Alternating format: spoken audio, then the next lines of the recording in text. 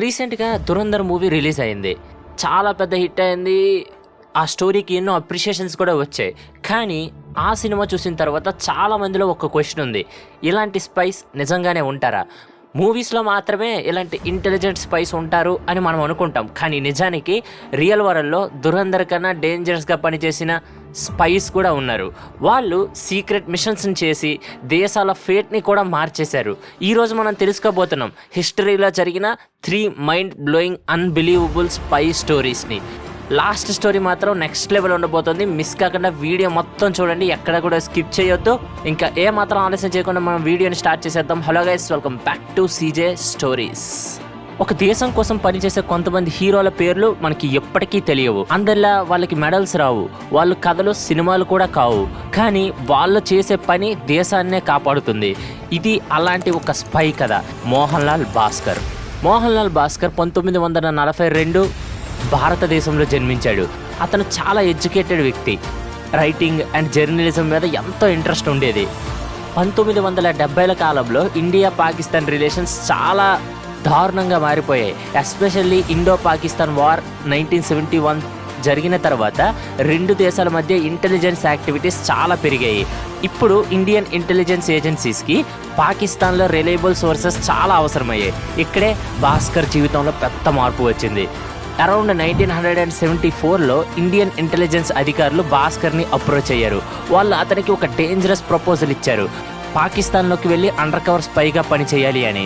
భాస్కర్ ఈ మిషన్ని యాక్సెప్ట్ చేశాడు. అప్పుడు అతని వయస్సు సుమారు 30 సంవత్సరాలు మాత్రమే. 1974 నుండి 1975 వరకు అతనికి ఇంటెన్సివ్ ట్రైనింగ్ ఇచ్చారు. సాధారణమైన వాళ్ళకి ఇచ్చే ట్రైనింగ్కి అలానే ఇలా స్పై ఆఫీసర్స్కి ఇచ్చే ట్రైనింగ్ చాలా డిఫరెన్స్ ఉంటుంది. ఎందుకంటే ఈ స్పై ఆఫీసర్ అనేవాడు ఎన్నో ఎన్విరాన్మెంట్స్ని తట్టుకోవాలి, వాళ్ళ భాషలు నేర్చుకోవాలి, వాళ్ళలా బ్రతకాలి. కాబట్టి ఈ ట్రైనింగ్లో అతనికి ఉర్దూ లాంగ్వేజ్ ఫ్లూయెన్సీగా మాట్లాడటం నేర్పించారు. అండ్ అలానే అక్కడ ఉండే కల్చర్ అండ్ వాళ్ళ బిహేవియర్స్ ఎలా ఉంటాయి అని, తర్వాత ఏదైనా ఇన్ఫర్మేషన్ గ్యాదర్ చేస్తే దాన్ని ఇండియన్ ఇంటెలిజెన్స్కి ఎలా పంపించాలి అని, ఇలా ఇవన్నీ నేర్పించిన తర్వాత చివరికి ఒక స్పైగా సర్వైవ్ కావాలి అంటే ఏం చేయాలి, లైక్ అక్కడ ఉండే అందరిలా బిహేవ్ చేయాలి, ఒక కొత్త ఐడెంటిటీ రావాలి అని చెప్పారు. అండ్ దీని తర్వాత భాస్కర్కి ఒక న్యూ ఐడెంటిటీ కూడా వాళ్ళు ఇచ్చారు. 1974లో భాస్కర్ సీక్రెట్గా పాకిస్తాన్లోకి పంపబడ్డాడు. అక్కడ అతను కంప్లీట్గా అక్కడ ఉండే వాళ్ళతో కలిసిపోయాడు. వాళ్ళతో జీవించడం ప్రారంభించాడు. చిన్న చిన్న పనులు చేసేవాడు. ఆ ఊర్లో ఉండే వాళ్ళతో ఫ్రెండ్షిప్ని బిల్డ్ చేసుకున్నారు. వాళ్ళ నమ్మకాన్ని గెలిచారు. స్పై వరల్డ్లో నమ్మకం అనేది చాలా ఇంపార్టెంట్. కొన్నిసార్లు నెలలు కావచ్చు, కొన్నిసార్లు సంవత్సరాలు కావచ్చు, కానీ ఆ ట్రస్ట్ అనేది బిల్డ్ అవ్వాలి. అలా 1970 నుండి 1977 వరకు భాస్కర్ ఎవరికి తెలియకుండా ఇంటెలిజెన్స్ రిపోర్ట్స్ని కలెక్ట్ చేయడం ప్రారంభించాడు. అతను మెయిన్గా కలెక్ట్ చేసిన ఇన్ఫర్మేషన్ మిలిటరీ మూవ్మెంట్ డీటెయిల్స్ కానీ, లేకపోతే డిఫెన్స్ రిలేటెడ్ డిస్కషన్స్ కానీ, లేకపోతే పాకిస్తాన్లో ఉండే సెన్సిటివ్ లొకేషన్ ఇన్ఫర్మేషన్స్, ఇవన్నీ ఇండియన్ ఇంటెలిజెన్స్కి పంపించేవాడు. అతని రిపోర్ట్స్ ఇంటెలిజెన్స్ ఏజెన్సీకి చాలా వాల్యుబుల్గా మారాయి. కొన్ని రిపోర్ట్స్ ప్రకారం అది ఎంతోమంది సైనికుల్ని కూడా కాపాడాయి అని చెప్పుకుంటూ ఉంటారు. కానీ ఇలా స్పై అవ్వటంలో ఒక చిన్న మైనస్ ఉంది. ఎవెన్చువల్లీ ఎవరికో ఒకరికి అనుమానం వస్తుంది. అలా 1977లో పాకిస్తానీ ఇంటెలిజెన్స్ అన్యూజువల్ యాక్టివిటీస్ని నోటీస్ చేసింది. తర్వాత దాని మీద ఇన్వెస్టిగేషన్స్ ప్రారంభమయ్యాయి. ఈవెన్చువల్లీ భాస్కర్ యాక్టివిటీస్ అన్నీ ఎక్స్పోజ్ అయ్యాయి. తర్వాత అతన్ని పాకిస్తాన్ అథారిటీస్ అరెస్ట్ చేసి జైల్లో పెట్టారు. ఇలా స్పై కేసెస్లో ఇంట్రాగేషన్ చాలా హార్ష్గా ఉంటుంది. చాలా టార్చర్ చేస్తారు. భాస్కర్కి కూడా ఎన్నో క్వశ్చన్స్ అడిగారు, కానీ అతను మాత్రం నోరు విప్పలేదు. చివరికి కోర్ట్ అతన్ని స్పైగా డిక్లేర్ చేసింది. 1977లో అతనికి లాంగ్ ఇంప్రిజన్మెంట్ సెంటెన్స్ ని కూడా ఇచ్చారు. దాదాపు 1977 నుంచి 1988 వరకు, అంటే 11 సంవత్సరాలు గడిపిన తర్వాత ఇండియా మరియు పాకిస్తాన్ మధ్య డిప్లొమాటిక్ డిస్కషన్స్ జరిగాయి. ఈవెన్చువల్లీ ప్రిజనర్ ఎక్స్చేంజ్ గురించి డిస్కషన్స్ జరిగాయి. ఫైనల్లీ 1988లో భాస్కర్ రిలీజ్ అయ్యాడు. అప్పుడు ఇండియాకి అతను తిరిగి వచ్చేసాడు. అలా ఇండియాకి తిరిగి వచ్చిన తర్వాత అతను తన ఎక్స్పీరియన్సెస్ గురించి రాయాలి అని నిర్ణయించుకున్నాడు. 1989లో భాస్కర్ తన ఎక్స్పీరియన్సెస్ గురించి ఒక బుక్ పబ్లిష్ చేశాడు. ఆ బుక్ పేరే an Indian spy in Pakistan. ఈ బుక్ ద్వారా అతని స్టోరీ బయటకు వచ్చింది. ఇంటెలిజెన్స్ వరల్డ్లో అందరూ అతన్ని ఎంత బాగా అప్రిషియేట్ చేసుకున్నారు అతని ధైర్యానికి. ఇప్పుడు మన స్టోరీ నెంబర్ 2లోకి వస్తే ఒక్కసారి ఇమాజిన్ చేయండి, ఒక మనిషి సాధారణంగా కూర్చొని అతనికి తోచిన స్టోరీస్ రాస్తూ ఉన్నాడు. అవి నొవెల్స్ కాదు, ఆ స్టోరీస్ని ఒక ఎంటైర్ ఆర్మీ నిజమని నమ్ముతుంది. ఆ స్టోరీస్ వల్ల థౌజండ్స్ ఆఫ్ సోల్జర్స్ రాంగ్ ప్లేస్కి వెళ్తున్నారు.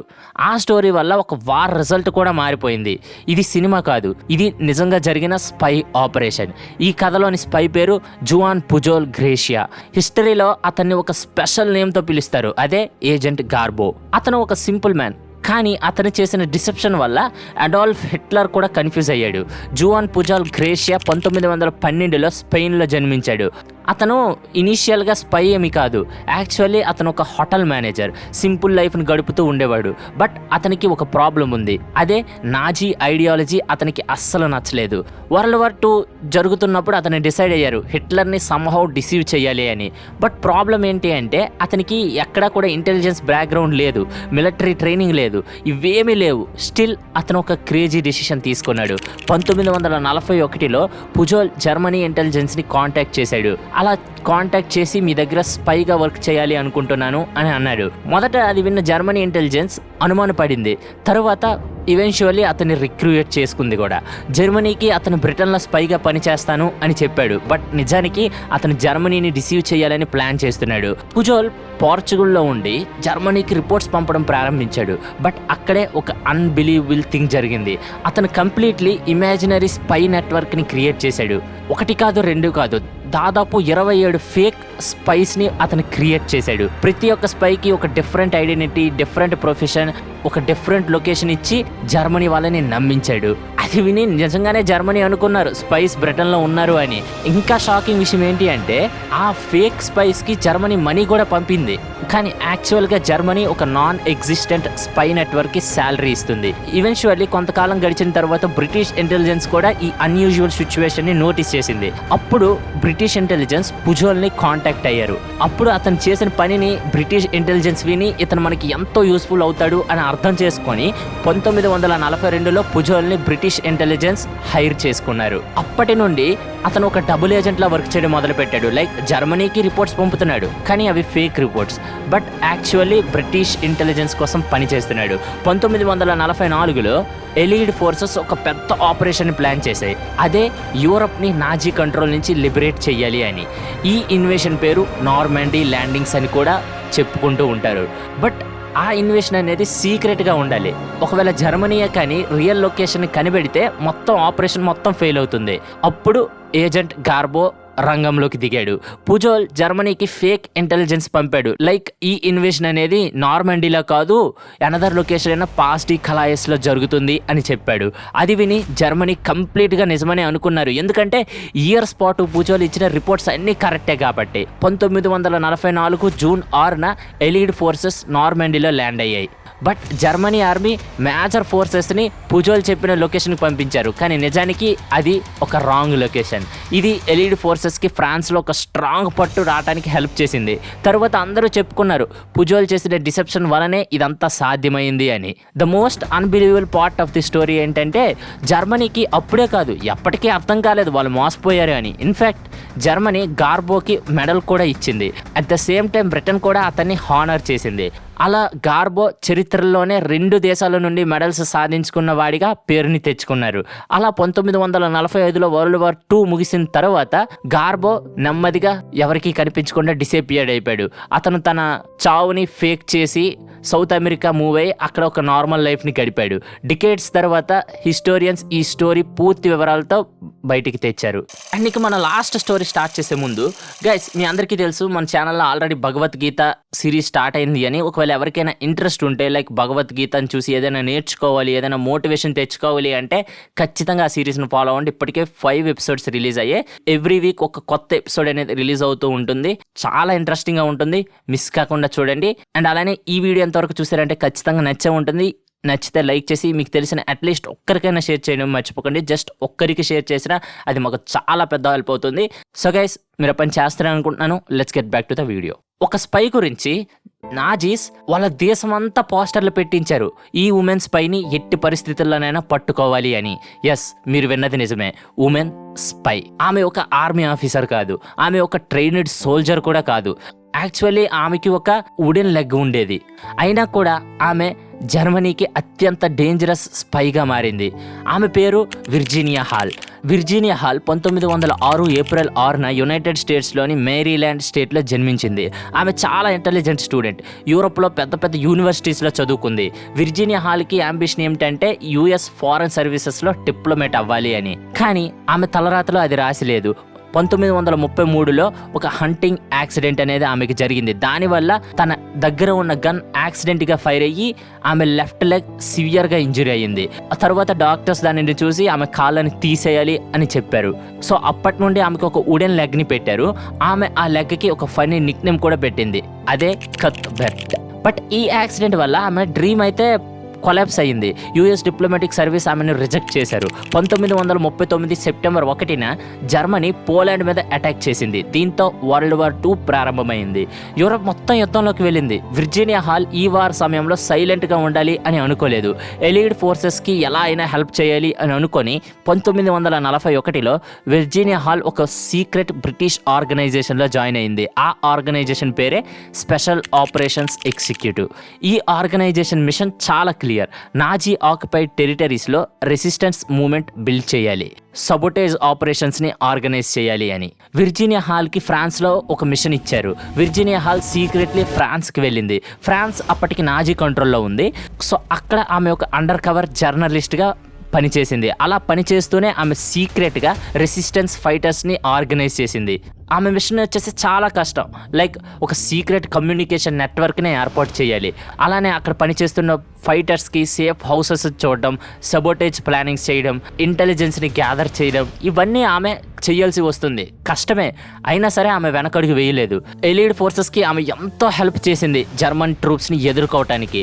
అలా ఆమె నెట్వర్క్ మెల్లమెల్లగా పవర్ఫుల్ అవ్వటం మొదలైంది. అలా కొద్ది రోజులకే నాజీ ఇంటెలిజెన్స్ కూడా రియలైజ్ అయింది ఫ్రాన్స్లో ఒక డేంజరస్ స్పై నెట్వర్క్ పనిచేస్తుంది అని. ఇన్వెస్టిగేషన్ స్టార్ట్ చేశారు. ఈవెన్చువల్లీ వాళ్ళు ఈ నెట్వర్క్కి లీడర్ విర్జీనియా హాల్ అని కూడా అర్థం చేసుకున్నారు. ఆమె కోసం యూరప్ అంతటా సెర్చ్ ప్రారంభమైంది. నాజీస్ అక్కడంతా కూడా వాంటెడ్ పోస్టర్స్ని కూడా అతికించారు. అందులో మెన్షన్ చేసింది ది మోస్ట్ డేంజరస్ ఎలీడ్ స్పై అని. సిచ్యువేషన్ ఎక్స్ట్రీమ్లీ డేంజరస్గా మారిపోయింది. ఇక్కడ గాడి ఆమెను వాళ్ళు పట్టుకుంటే ఖచ్చితంగా వాళ్ళు చంపేస్తారు. సో 1942లో విర్జీనియా హాల్ ఎస్కేప్ అటెంప్ట్ అనేది చేసింది. అక్కడ ఫ్రాన్స్ అండ్ స్పెయిన్కి మధ్యలో ఉండే పైరినీస్ మౌంటైన్స్ని ఆమె అతి కష్టం మీద దాటింది. ఒకసారి ఊహించుకోండి, ఒక లేడీ ఒక వుడెన్ లెగ్తో అంత పెద్ద మౌంటైన్స్ని దాటి, నాజీ పెట్రోల్స్ని దాటి ఫ్రాన్స్ నుంచి ఎస్కేప్ అవ్వడం ఎంత కష్టమో అని. అందుకే ఈ ఎస్కేప్ ని హిస్టరీలోనే one of the most dramatic escape అని కూడా మాట్లాడుకుంటూ ఉంటారు. సో అలా విర్జీనియా హాల్ అక్కడి నుంచి తప్పించుకుంది. కానీ అక్కడతో ఆమె ఆగిపోలేదు. 1944లో మళ్ళీ ఫ్రాన్స్కి వెళ్ళి ఈసారి ఆమె ఆఫీస్ ఆఫ్ స్ట్రాటజిక్ సర్వీసెస్ కోసం పనిచేసింది. ఎలైడ్ ఫోర్సెస్ యూరోప్ లో పెద్ద ఇన్వేషన్ కి సిద్ధమవుతున్న సమయంలో విర్జీనియా హాల్ మళ్ళీ ఫ్రాన్స్కి వెళ్ళి ఆమె అక్కడ రెసిస్టెన్స్ ఫైటర్స్ ని ఆర్గనైజ్ చేసింది. అక్కడి లోకల్ ఫైటర్స్ తో కలిసి సీక్రెట్ ఆపరేషన్స్ ని ప్రారంభించింది. ఆమె నెట్వర్క్ చేసిన ముఖ్యమైన పనులు జర్మనీ రైల్వేస్ ని సబోటైజ్ చేయడం, కమ్యూనికేషన్ లైన్స్ ని డిస్ట్రాయ్ చేయడం, జర్మన్ ఆర్మీకి సంబంధించిన ట్రాన్స్పోర్ట్ రూట్స్ అన్నిటిని డ్యామేజ్ చేయడం, ఇవన్నీ ఆమె ఆర్గనైజ్ చేసిన ఆ లోకల్ ఫైటర్సే చేశారు. దీంతో జర్మన్ ట్రూప్స్ మూవ్మెంట్ చాలా స్లో అయింది. సప్లై లైన్స్ కూడా డిస్రప్ట్ అయ్యాయి. ఈ సీక్రెట్ ఆపరేషన్ వల్ల ఎలీడ్ ఫోర్స్ కి పెద్ద అడ్వాంటేజ్ వచ్చింది. ఫైనల్లీ ఎలీడ్ ఇన్వేషన్ అనేది విజయవంతం కావడంతో ఈ రెసిస్టెంట్ నెట్వర్క్స్ కూడా చాలా ముఖ్యమైన పాత్ర పోషించింది. 1945లో వరల్డ్ వార్ II ముగిసింది. వార్ తర్వాత విర్జీనియా హాల్ ధైర్యాన్ని రికగ్నైజ్ చేసి Distinguished Service Cross from the United States అనే ఒక బిరుదును ఆమెకిచ్చి హిస్టరీలోనే one of the most respected spies గా ఆమెని ఇంటెలిజెన్స్ గుర్తించింది. హిస్టరీలో అందరూ రాజుల గురించి, జనరల్స్ గురించి, సైన్యం గురించి మాట్లాడుకుంటూ ఉంటారు. కానీ చాలాసార్లు ప్రపంచ చరిత్రను మార్చేది యుద్ధ భూమిలో ఉన్న వాళ్ళు కాదు, దాని వెనక ఉండి పని చేస్తున్న వాళ్ళు, చీకట్లో ఉండి పనిచేసే స్పైస్. పాకిస్తాన్లో ఇయర్స్ పాటు సర్వైవ్ చేసిన మోహన్ లాల్ భాస్కర్ అవ్వచ్చు, లేకపోతే ఒక ఫేక్ స్పై నెట్వర్క్తో ఎంటైర్ జర్మన్ ఆర్మీనే డిసీవ్ చేసిన జువాన్ పుజోల్ గ్రేషియా అవ్వచ్చు, లేకపోతే వుడెన్ లెగ్తో కూడా నాజీస్ని టెర్రరైజ్ చేసిన విర్జీనియా హాల్ అవ్వచ్చు.